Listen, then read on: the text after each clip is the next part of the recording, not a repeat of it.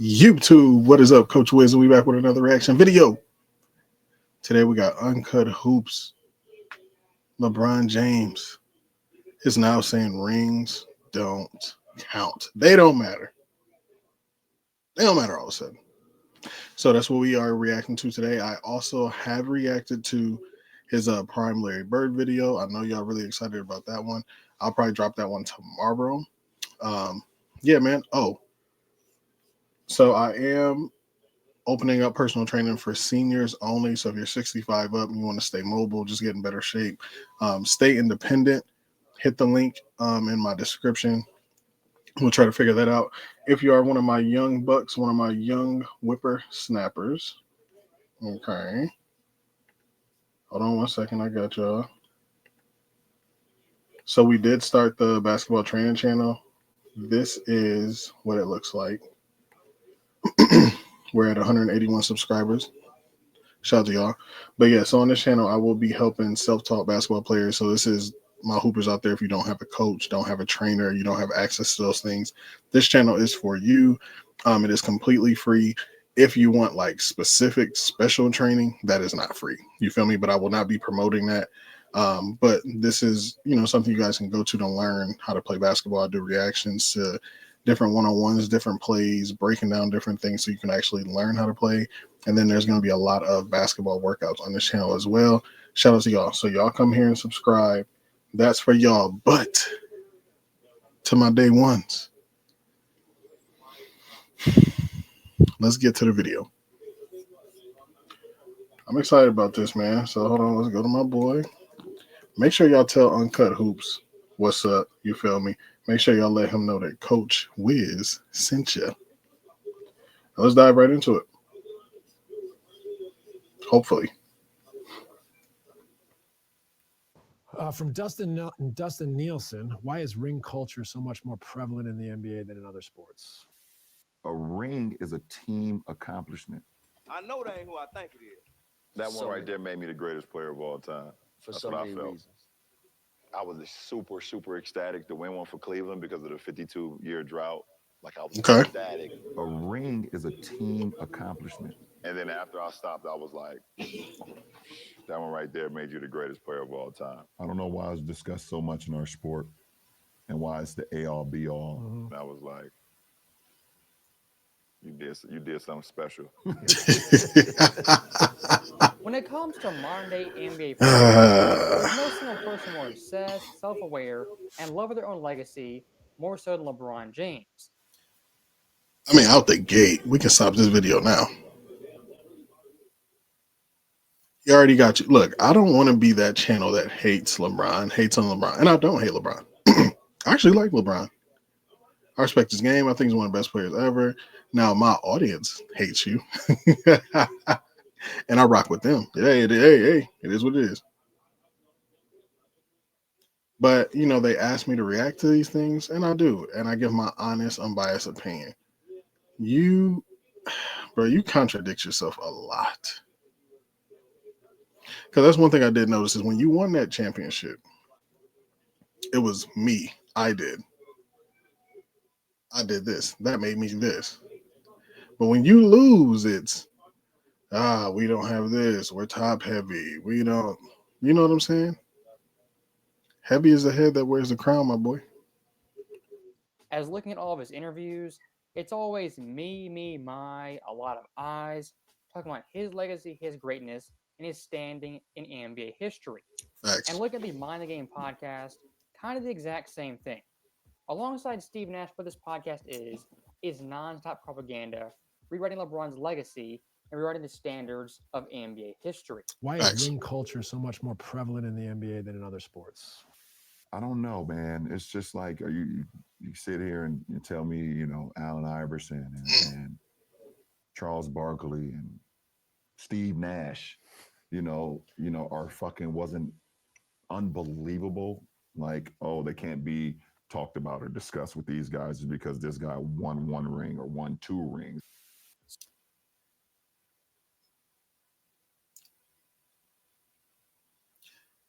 Okay, so I kind of agree. Y'all gonna kill me, I know. In a sense of So, like for me,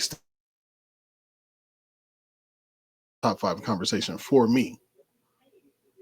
You feel me? I think there's like 3 point guards that are solidified, and then those.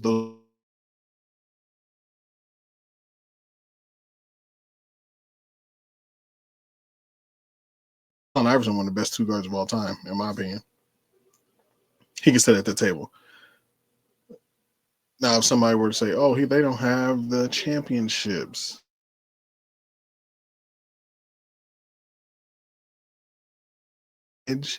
but I don't think it really. I don't think it like hurts your legacy.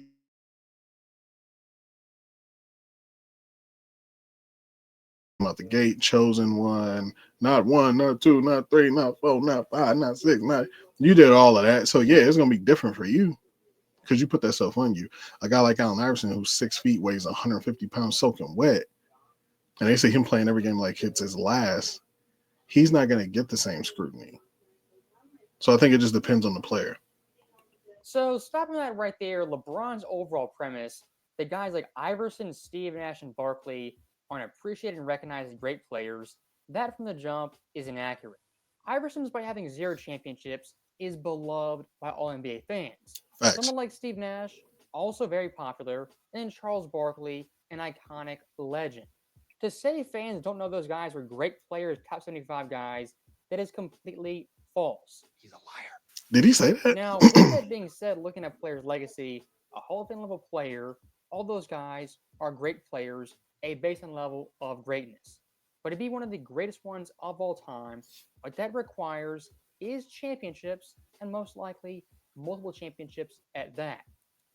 See, I disagree with that. I disagree with that because, I mean, I guess it depends on how you define one of the greatest players ever. Because to me, all those players are some of the greatest players ever. Now, are they in like the top 5, top 10? No, but that's like elite category. So now once we start getting into those type of players, then yes, you do need, because we got to nitpick at that point, right? Need the championships, the scoring titles, this and that, MVPs to kind of. Am I making sense? Let me know I'm not making sense, man. I might not be because I almost passed out yesterday. Yesterday was the first hot day we had out here, which is crazy because it's summertime living in the Midwest. But so we went to the fair. We took our kids to the fair. I got 7 kids. Hey, we got 7. So we took all 7 kids. We went to the fair. Yo, it was so hot. My nose started bleeding. My 2-year-old won't let me put her down.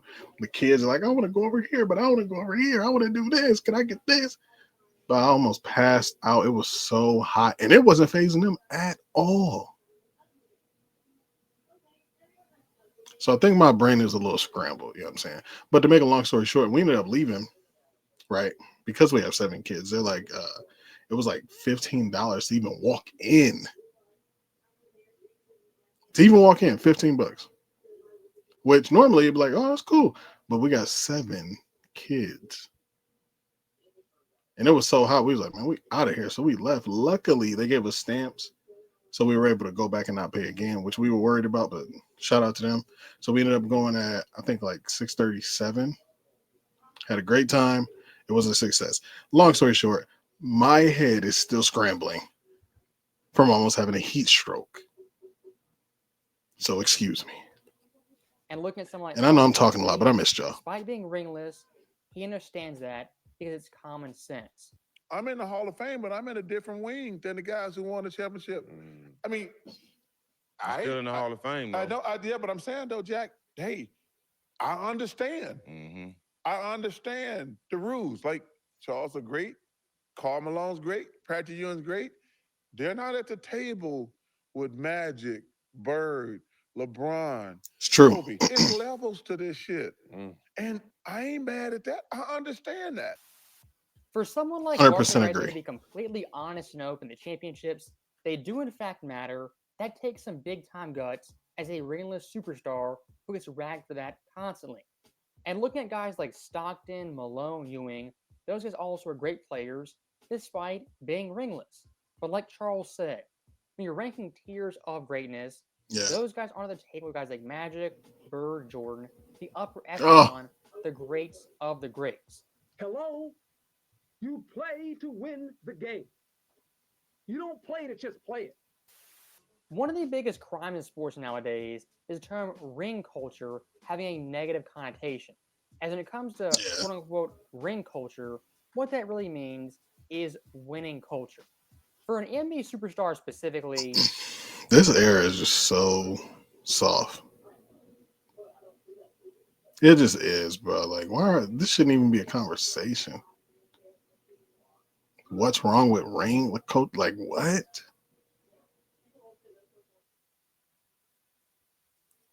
winning a championship, reaching the pinnacle of the mountaintop, that since the 50s is what you played for. You didn't play for stats and numbers, the individual glory. What you played for was a pursuit of winning. Now ask yourself, when did that begin changing?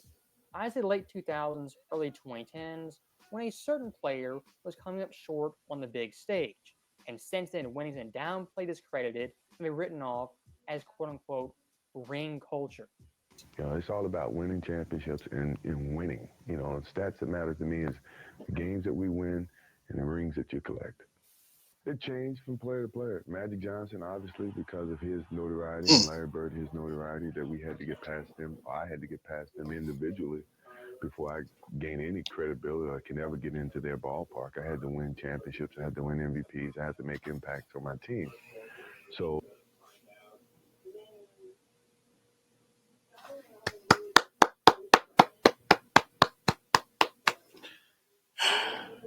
Incredible, man. That's all I can say.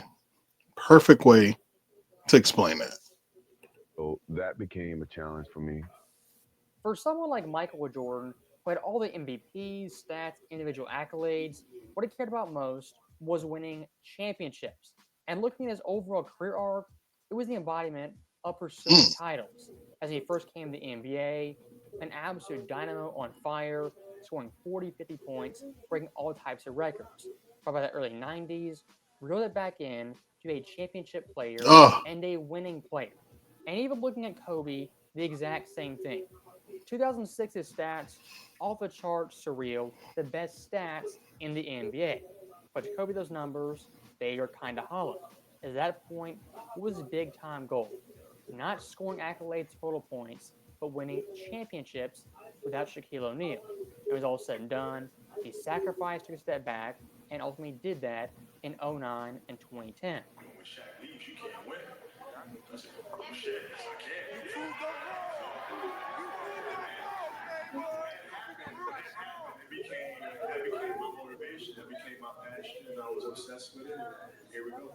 it's levels. Team, but what about individually for you? He's got one more than Shaq. When you contrast guys like Kobe and Jordan, LeBron James, the stark difference becomes very, very apparent. As LeBron nowadays is the only big-time major athlete who downplays winning with a pejorative of ring culture. And here's the bizarre thing.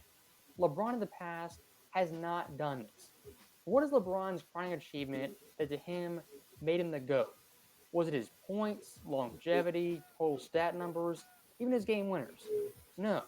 His crowning achievement was that one singular championship in 2016. Oh, That one right there made me the greatest player of all time. For That's so what I many felt. reasons. I was super, super ecstatic to win one for Cleveland because of the 52-year drought. Like, I was ecstatic. A ring is a team accomplishment. And then after I stopped, I was like, that one right there made you the greatest player of all time. I don't know why it's discussed so much in our sport and why it's the A-all, B-all. And I was like, you did something special. It's pretty obvious LeBron James, he wants it both ways. yeah, you can't have it both ways. You can't, man. You can't. Oh, I don't know. Yo, he was making my head hurt. Like, you can't have it both ways, bro. Like, either you can accept the blame when you lose or not. Like, you know why this is.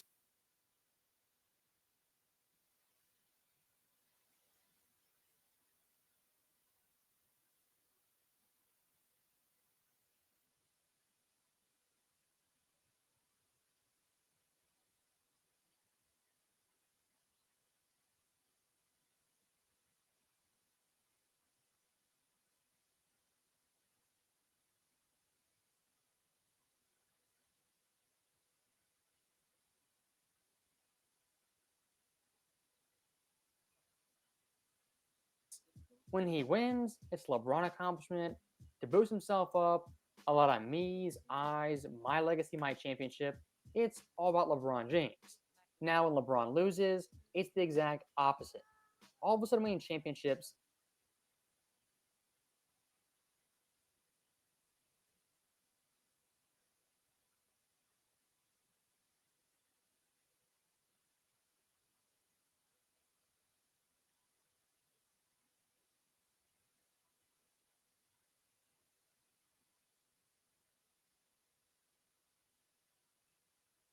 it's a team accomplishment and a team failure. And ring culture is the worst thing in sports. That's interesting. That's very interesting. And let's clarify something very, very quickly. When it comes to winning championships, the credit for those titles isn't given out equally. Look at someone like Steve Kerr, a multi-time champion, a journeyman, and a very good role player who hit timely shots. Steve Kerr having a ton of championship rings, I'm not going to say he's better than Charles Barkley, who was an NBA superstar, a number one option. That makes zero sense. For people with LeBron James minds to say championships is purely a team accomplishment, they're being highly disingenuous. And they say guys like Robert Horry, he has 7 rings, Jordan has 6, is Horry better? Those arguments are straw man arguments. When we're comparing championship players versus non-championship players, what we're comparing is a top tier 1% of players. Thank you! And looking at LeBron's own career in South Beach, Cleveland, and Los Angeles, what's he been pursuing the entire time? Not just more help, but also championships. If championships don't really matter, ring culture sucks, why play into it? Why have Kyrie and Love, Wade and Bosh, and then Anthony Davis? Why have that? Just play basketball, have fun, a good old time with the fellas. To win championships.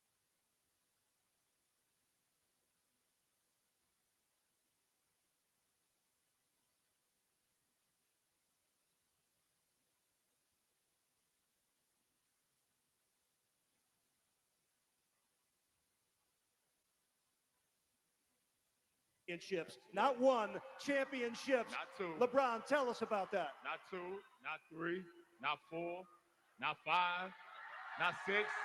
Did Pat Riley drop the rings on the table during his meeting with you also? Or of course he did. Oh, that's cool as hell. For someone like Pat Riley getting Chris Bosh and LeBron James, his one big time selling point was championships and those 9 rings he already had. For LeBron back then, he understood that. And even in 2016, understood it fairly well. After that championship, what did he say over and over again? Who he's chasing is the ghost that played in Chicago. What do you mean by that?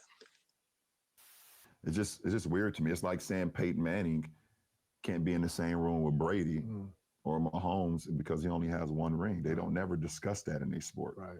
Or telling me that Dan Marino is not the greatest slinger of all time.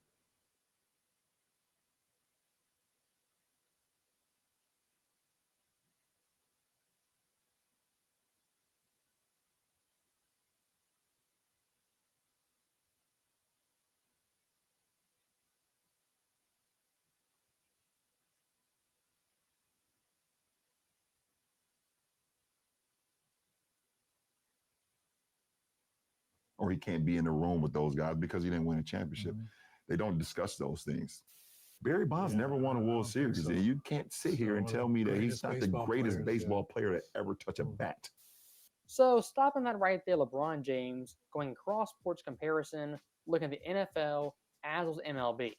And this right here, the dumbest thing you could possibly do. As looking at both the sports compared to basketball, it couldn't be more different. For an NBA roster, there's 15 guys on a team, 5 guys on the court playing offense and defense. In the NFL, it's upwards of 50, 11 on 11, offense, defense, and special teams. Unless you're Travis Hunter, you're not playing both ways. So the cross-sport comparison with basketball, football, and baseball really makes no sense. He's an idiot.